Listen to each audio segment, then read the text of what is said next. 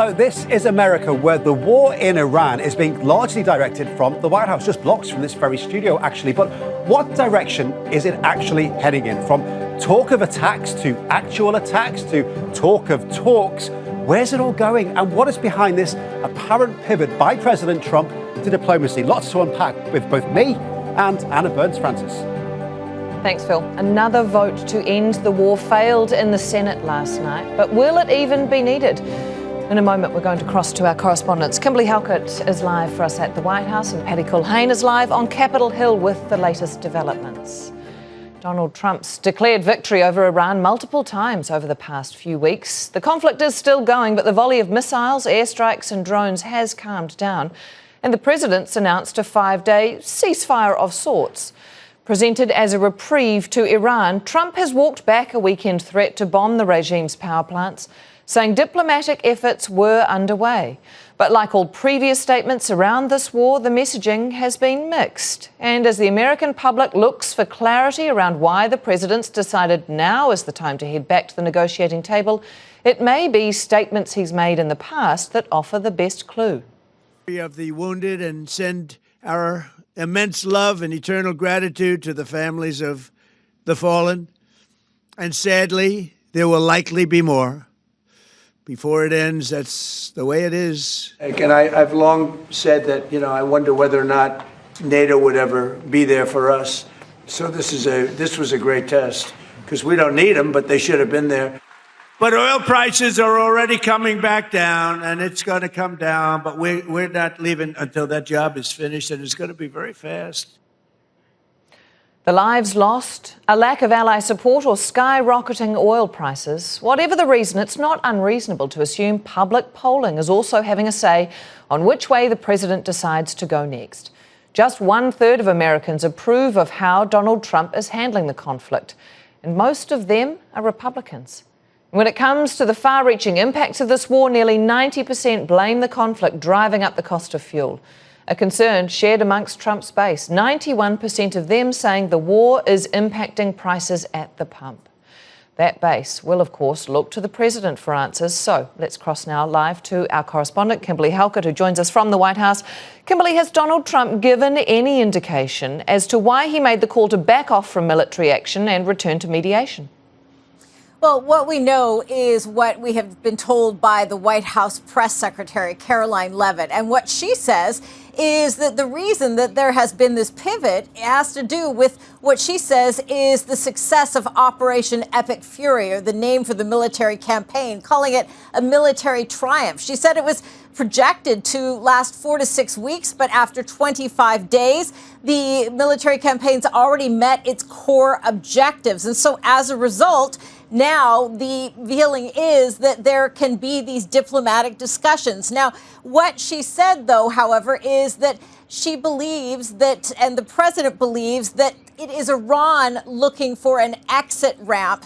That's why she says the president decided on Saturday evening that this should be a discussion that should move forward, and that this should continue in terms of a postponement of strikes. Now, having said that, we should point out that that 15-point plan that the United States had reportedly given to Iran, the White House denying that is the case, saying there are elements of truth to it, and also on the rumors that the J.D. Vance could be going to Islamabad. The White House, again, would not confirm, would only say that those talks could happen. OK, something to watch. Let's bring in Paddy Culhane here. Paddy, how much of the concern from lawmakers here on Capitol Hill has pushed Trump to this turning point? I don't think any of it at all, because he's really not getting any pushback from Republicans. You mentioned there was just 24 hours ago another vote in the Senate to invoke the War Powers Resolution, which would basically say the war has to end right now. It failed 53 to 47. One Democrat, one Republican crossed to vote with the other party. But again, as you mentioned, polling shows Republicans voters are the only group that approves of this war, even if the majority of Americans don't. So there's not a lot of pressure, not a lot of incentive for these members of Congress to buck the president on this. So That could change if two things happen. If the prices of gas continue to climb, they're driving prices up for pretty much everything. And then the other thing is if he invokes ground forces. If you look at one poll, about half Republicans say that for them would be a step too far. All right, Paddy Culhane joining us from Capitol Hill and Kimberly Halkett at the White House. Thank you both. The Trump administration's already sent Iran a list of conditions to end the conflict. They may deny it, but Tehran says it's already rejected the 15-point proposal, leaving the United States to weigh up its next move. Here's Richard Gaisford. He's the president who always wants to win, but to do that in Iran, does he need to change his approach to the game? The ball is in play, and Trump's presidential seal is stamped all over it. With what many perceive to be an unclear strategy, the president might be about to reshape his support team and his tactics to try and achieve a rare hole-in-one. It's reported Donald Trump's golf partner Steve Witkoff, his special envoy to the Middle East, and son-in-law Jared Kushner could be handing over lead negotiations to J.D. Vance, who's seen as a skeptic about the war. Our interest, I think, very much is in not going to war with Iran. Right. It would be a huge distraction of resources. It would be that was less than 2 years ago. Could the vice president now be the man to help end it? Nobody likes war, right? And I guarantee the president of the United States is not interested in getting us, in the kind of long-term quagmires that we've seen in years past. The rising price of petrol is certainly fueling disquiet across America. Opinion polls and pressure from industry and big US companies could mean domestic issues dictate a change after what's reported to be indirect communications with Iran. Any future direct talks would centre on the US desire to end Iran's nuclear program, for it to remove ballistic missiles and reopen the Strait of Hormuz. Iran will demand guarantees that the war will end permanently, ask for economic reparations, and that it will maintain control over all its territory. Whether the Americans, though, can contain and control their Israeli allies is the key question. President Trump believes there is a possibility to leveraging the mighty achievements obtained by the IDF and the U.S. military in order to realize the goals of the war in a deal that will preserve our vital interests. As calls grow around the world to de-escalate a conflict that's crippling oil flows and economies, the president continues to talk tough. We're doing a 5-day period. We'll see how that goes. And if it goes well, we're going to end up with settling this. Otherwise, we'll just keep bombing our little hearts out. The end of the 5-day pause coincides with the arrival of more warships and thousands of U.S. Marines in the region. As it pushes for peace talks, America's strengthening its military presence in the Middle East. All options are on the table now as President Trump gets ready to make his next move. Richard Gaisford, Al Jazeera, Washington. Well, as for our next move, what is driving the shift from Donald Trump's attacks on Iran to diplomacy? Let's head back to Phil in the newsroom.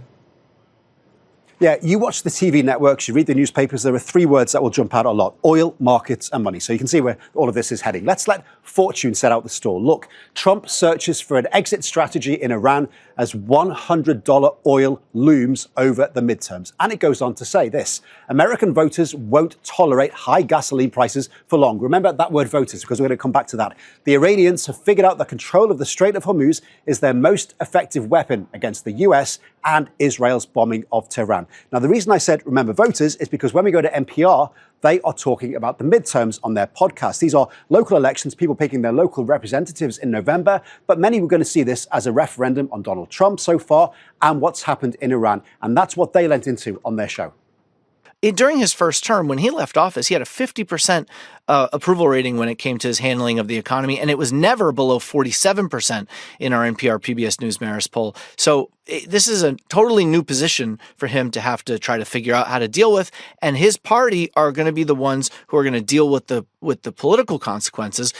Next up, it is CNN. The headline there: Trump's suspiciously timed announcements on Iran. Remember, again, suspiciously, because that takes us to this article. The announcement of talks made 2 hours before the open of US trading on Monday resulted in a rally on Wall Street. Again, tying it back to finance, a sharp slide in the price of Brent crude, both areas that have been causing heartburn for Trump and his advisors. And there's more from CNN. It goes on to say the possibility that something else motivated him to back down. That's their speculation. That includes possible fears that such a move could escalate the war and global economic pain. Right, sticking with television, we're going to go to MS Now. Now, if you don't know MS Now, it is a progressive network here in the United States, leans more towards the left. It used to be called MSNBC until recently when it rebranded, but it kept a number of the same faces, including Lawrence O'Donnell. He was talking to this Democrat who said, this is not about Trump pivoting towards diplomacy. This is about Trump realizing that he's got no other options. That Iran can take our best punch. I mean, it hurts, certainly it has weakened them, but it's not going to topple the regime. So now what? I mean, if you walk into a room and the only play you got with the guy you're dealing with basically is to punch him in the face, and you do so, and he just keeps smiling back at you, then what? And that's where we're at right now. From the left to the right, this is Breitbart. If you don't know Breitbart, it is a conservative-leaning website. It's got links to the Trump administration. At various times, people have gone to work for the administration to Breitbart and vice versa. It targets conservative millennials, who are a big demographic here. And its daily podcast is led by its editor-in-chief, who said this is for Donald Trump in his mind, realizing that he's got the upper hand and he needs to capitalize on that now. Well, considering just the nature of how unpopular these types of things are at home, considering anyone who opposes Trump in general is not going to like this war. And then considering many of Trump's coalition members, particularly newer coalition members, are very anti-war, particularly in the Middle East. It's important to make sure we're wrapping this thing up as soon as humanly possible, especially considering we've got all these bragging rights. Finally, we're going to take it over to Bloomberg. The headline there, Trump began Iran talks as allies warned war risked disaster. And it goes on to flesh this out with this. Regional partners told the US that permanent damage to Iranian infrastructure would almost inevitably result in a failed state after the conflict ended. Of course, failed state, two words that Donald Trump is unlikely to want to hear, because that opens up a whole world of extra problems. It's less security for the world, potentially more wars, potentially troop deployments, and that could lead to more protracted wars, which he campaigned against. And that is far from the short, sharp shock that this conflict was initially portrayed out to be. Well, it's safe to say the pressure has been coming from all sides, but who has Trump been listening to the most? Joining us today to discuss is Doug Bandow, former Special Assistant to President Ronald Reagan, and Victoria Taylor, former US Deputy Assistant Secretary for Iraq and Iran in the Bureau of Near Eastern Affairs. Thank you both for coming in. Doug, I'll start with you. Is this shift back towards diplomatic efforts a concession that the war and that escalating the conflict failed? I think so. Donald Trump believed this would be a very short war. He talked about surrender. He talked about the Iranians consulting him and choosing their next leader. All of those are out the window. And what he's found is, it surprised him that Iran has been able to devastate America's partners in the region, as well as effectively close the Strait of Hormuz. Both of these are causing enormous harm around the world. He's got to do something, and I think the diplomatic option is his best one. Victoria, I'll bring you in here. What are the things that we've looked at a number of them throughout the program already, but what are the things that you think has influenced Donald Trump to get to this point? Well, I think President Trump has always had really two competing influence, both a desire to reach a negotiated solution, to reach a deal, but then also this willingness to use a really decisive military force. And so I think both of those instincts have been there throughout his administration and throughout this conflict. And I think right now we're seeing him kind of approach both options, as he's both sending more troops to the Middle East right now at the same time as the administration sending feelers out to the Iranians via the Pakistanis. They're competing interests, though, aren't they, Doug? You can't bomb someone and want to negotiate with them at the same time. Well, it certainly makes it harder. And if I was an Iranian... Not warmly received, I probably should have put. I mean, if I was an Iranian, I wouldn't trust the president. They negotiated with him last year, then he bombed them. And they were negotiating this year in February when he bombed them. So that's going to make the diplomatic option harder. You can use the military to try to push somebody into a negotiation. But at some point, if they don't trust you, it's pretty hard to come to an agreement. Lawmakers, in particular Democrats, have been quick to criticize the president for not only failing to consider the American public, but also to consult it. There is no question this is war. They have contempt for the American people. They have contempt for the American people because they think that they can carry out the biggest war in the Middle East since Iraq and Afghanistan without a single vote, without a single discussion in the public. Victoria, Donald Trump is still moving troops into the Gulf region. Is that a sign that things are going to ramp up again? I think I could see it go either way. And I think, again, that just goes back to President Trump's own competing instincts. But also, I think part of this reflects maybe a misunderstanding about the Iranian regime and their own decision-making. This idea that increased pressure will ultimately force the Iranians to capitulate. I think the Iranians feel actually very confident right now. They've demonstrated the regime will survive, even with the death of the supreme leader, and they believe that they could outlast the United States. Really, all they have to do to win is to outlast the United States. Doug, Victoria used a word there, I think it was misunderstanding.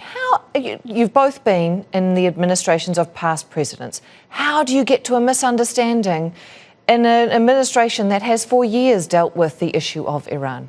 Well, I think the personality of the president matters. And is that the biggest influencing factor to my here? mind, that's probably most important here. The question is, what information do you bring to him?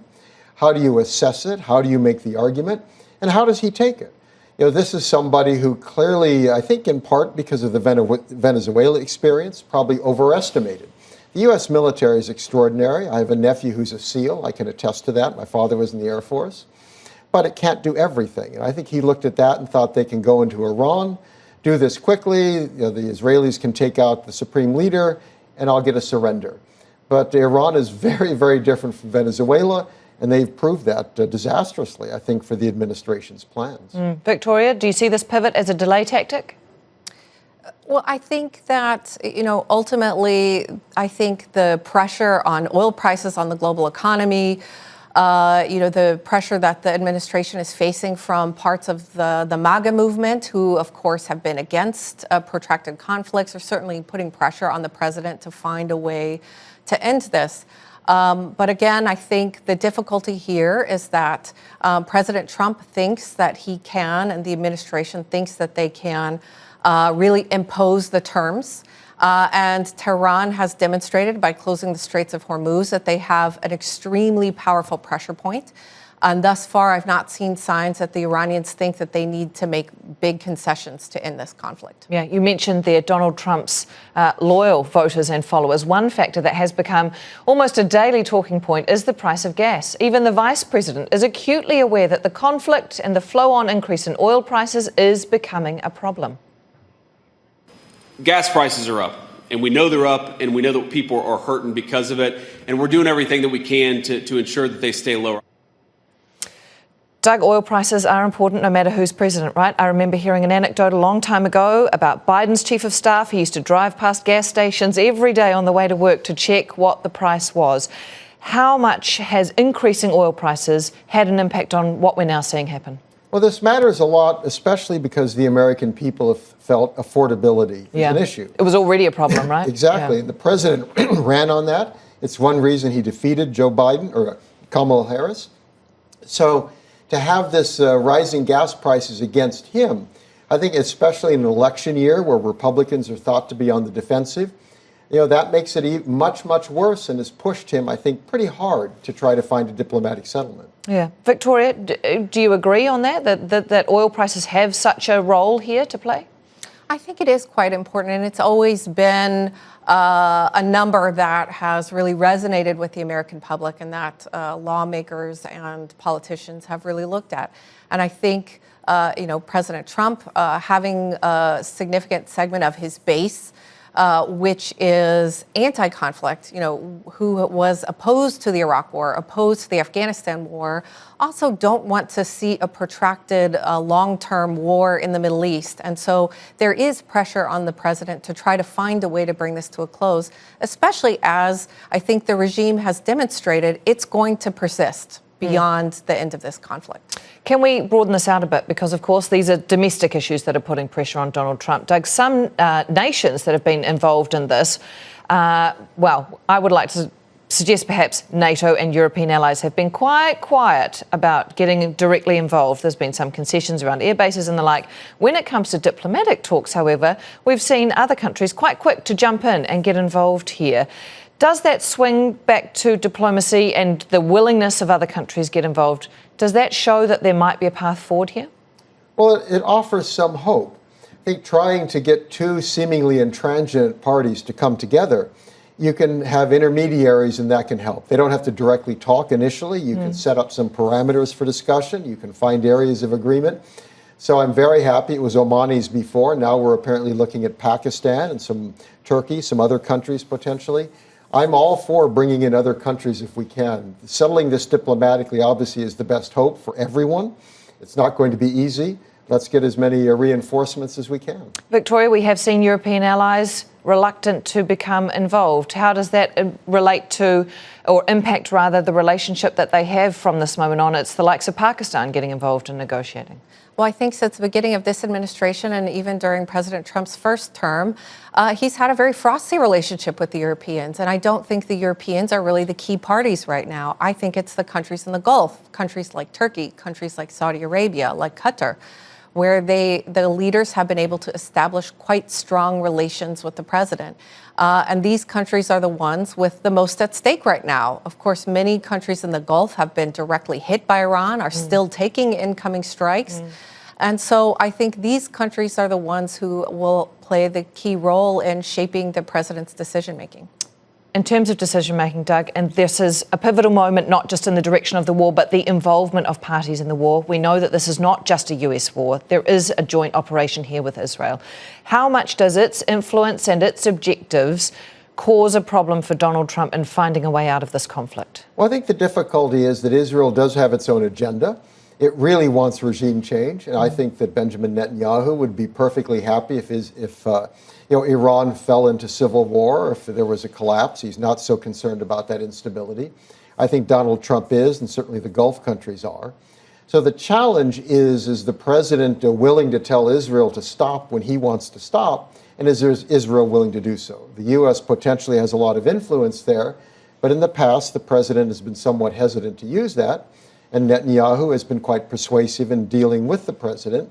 So that's a challenge, that if you are going to war with somebody, if you can't come to a conclusion in terms of when to end the war, then there's a problem. Yeah, Victoria, if that's on one side, on one shoulder of President Trump, on the other, we might expect that these Gulf allies who have been subjected to Iran's retaliatory attacks will also be wanting to have a say here. What kind of influence do they have in the situation? Well, I think one interesting factor here is that there's a kind of a growing body of reporting suggesting that some Gulf leaders and some Gulf countries are essentially telling President Trump, now that you've started this, you need to finish the job. And so I think, many of us question exactly what that means. It likely does not mean regime change, but I think that they would like to see the U.S. administration ensure that they have really effectively dismantled the regional threat that Iran can play. But those are very different objectives, as Doug said, than the Israeli objective. And the problem will be, Doug, is that Iran itself has not given any indication that it intends to come to the table, that it's interested in being the proactive force to bring an end to this conflict. Well, the challenge is that for Iran, the critical issue is how do you prevent this from happening again? So they want assurances. And there's a lot of talk, they want reparations and other things, but to my mind, the most important issue for them is if we stop now, how do we ensure it doesn't happen again? Well, what kind of credible guarantees could the U.S. give, and would the U.S. be willing to do so? The U.S. and Iran look far apart on where they want this war to end, and that remains, I think, the biggest challenge to get to peace. Victoria, then I'll give you the last question here. Is this a defining moment in this war? I'm not sure that we've seen the end of this. And I think certainly we're seeing indications from President Trump and his team that they're looking for a diplomatic path out. But ultimately, we've not seen a softening of positions, either on the American side or the Iranian side. And so without more of a sense of compromise, I think it will be difficult at this exact moment to reach a deal that could bring the conflict to a close. Victoria Taylor and Doug Bandow, thank you both for coming in. This week's surprise pivot by President Trump's been in the spotlight online. Alex Baird has been following the debate. Well, the burning question online, how did Trump go from this, a 48-hour threat to obliterate Iran's power plants, to just 35 hours later, this? That very good and productive diplomacy with Iran was back on, and a 5-day stand down on those initial threats. The problem, Iran says those talks aren't even happening. This video from Iran's army saying you are negotiating with yourselves and don't call your defeat an agreement. Commentator Ed Krasenstein questioning all sides. I don't know who to believe, the Iranian government who has lied repeatedly over the years, or Trump who has lied repeatedly over the years. The theories as to Trump's pivot coming in hot and fast. Former Marine Corps intelligence officer Scott Ritter thinks it's all just a panicked reaction. We, on the other hand, have been changing our plan every day for 4 weeks now.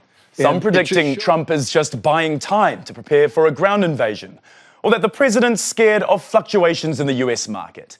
Joe Kent, who just quit as the director of the National Counterterrorism Center, saying perhaps Trump's actually trying to make peace.